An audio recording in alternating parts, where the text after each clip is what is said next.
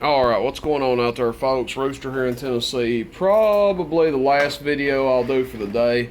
I may do one more today. I got a Cobra 2000 I may do a video on, but wanted to get this one knocked out. Black Widow DX250. I bought this from a guy on Facebook, and not too bad shape. This light here doesn't work, obviously. The lettering's wore off these, but at least the lights work.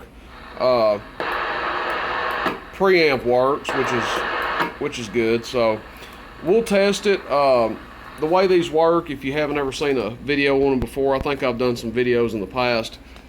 These last two buttons work as stages, so with all of them out, it's wide open. You push this one in, it goes down a little bit in power. Push this one in, it goes down even more. Or if you just have it on sideband, it goes down some. And it also engages the sideband delay.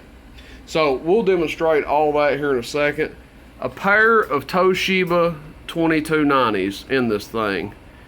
White gold, I guess you could call these things. So Toshiba transistors, in case you hadn't figured it out by now, they are becoming unobtainium, as some people call stuff that's really rare. They're getting almost impossible to get, and if you do find them, they're expensive as hell. So along comes the HG transistors, and there's a replacement HG transistor for every transistor out there. But the problem you run into is if you've got like an 8-pill, like let's say you got a Texas Star 1200 and you pop one transistor, well, you don't want to have to go all the way back through it and repill it with all HGs. So you have people that are looking for 1 and 2 transistors. So what has that done? It's drove the price up on amps like this. Now, I'm not going to ask a fortune for this thing, but I am going to get fair market value out of it. Less than what you're buying them for on eBay, I promise. But I mean, honestly, guys, these transistors, people are paying crazy amounts for them. Anyway, on with the video. Here's the cover to it. Let's see, is that the back? Yeah, that's the back. I need to clean it, but took a little bit of a lick in shipping. Guy didn't really do the best packing job on it, but I'm not one to complain, so here we go. Let's turn this thing on. We got a 50-watt slug in right now. Let's, why did I leave that in there? I guess I wanted to check the dead key of the radio. So at 11 o'clock, we're keying about 1.5. And there was a guy that messaged me and said he had a radio that dead keyed 4 watts. Now, I don't know how this thing's going to react with 4 watts going into it, but we're going to find out. It may be too much. Let's take this thing out and put our 1000-watt slug in. Okay, so we're on high with a 1000-watt slug in, average power. Now this is with the amp wide open. Yeah, 4 watts is too much. We're dead keying 200 watts, so it doesn't like that. Let's back it down to about 11 o'clock. That's a little bit shy of 100. Let's come on down a little bit more with it. Okay, what was that, 40, 50 watts, something like that. I can live with that, 40 or 50 watts. Let's test it here. Wide open on high. This is average power, 1000-watt slug. Audio, audio, audio. 180 watts average. Test, test, test, test. Audio 1, 2, 3, 4, 5, 6, 7, 8, 9, 10. Audio. Just talking, you know, 120, 140. Audio and about 180. What the heck? Might as well show what it does on each stage. Hello. So it goes down a little bit there. We'll engage both of them. Hello. Boy, it really goes down there. Golly bum. Oh, yeah. Now there, we could probably run our 4 watts all the way down.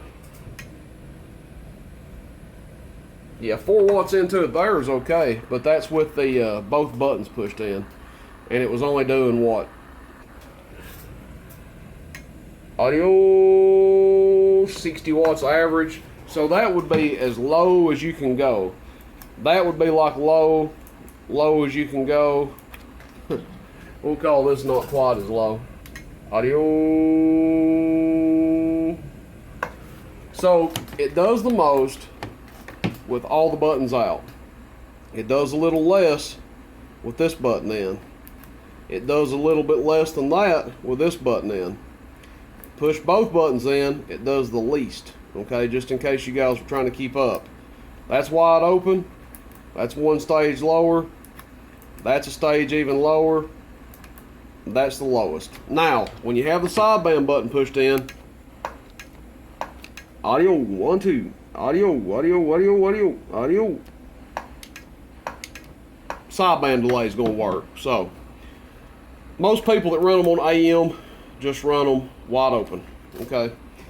Let's check it on peak power, and then we'll see how much current it's drawing. I didn't even pre-test this amp, to be honest with y'all. This thing could have went up in flames, for all I knew. I didn't even test the output on it before this video, which normally I do, just to make sure I'm not going to waste my time on something. But we're wide open now. Peak power, audio. This thing's pretty stout, over 300 PEP. Audio test, audio, like 320. Whatever you want to call it there. We'll just talk into the mic normal. 1, 2, 3, 4, 5, 6, 7, 8, 9, 10. Audio test. Audio. 320. Now, we're going to go on low. Or medium, I guess. Audio test. Audio test. So 300 drops it down just a little bit.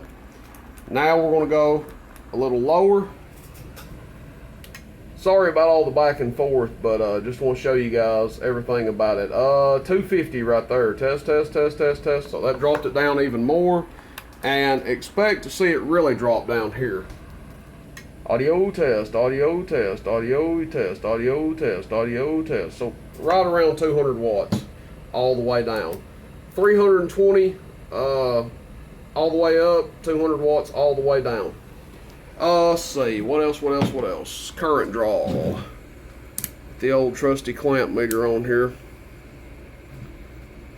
Got some messages from some guys say glad I'm using this clamp meter. They like to see the current draw on it. And you know what? Clamp meter doesn't lie. There's no getting around it. Dang, it's got a glare on it, don't it? I need more hands. Come here. Alright, wide open here. This is the radio and the amp. Radio's drawn like an amp or so, you know, 2 amps, maybe 2.5, somewhere like that. Audio, radio,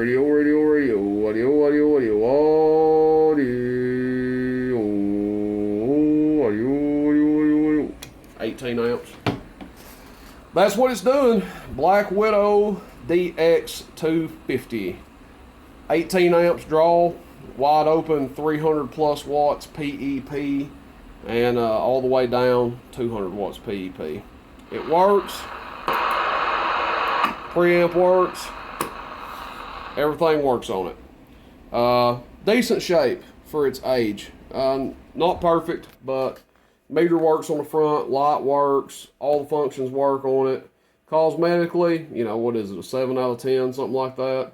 Inside looks pretty good. I hadn't really went over it with a fine tooth comb, but obviously it's functioning, so no issues on the inside.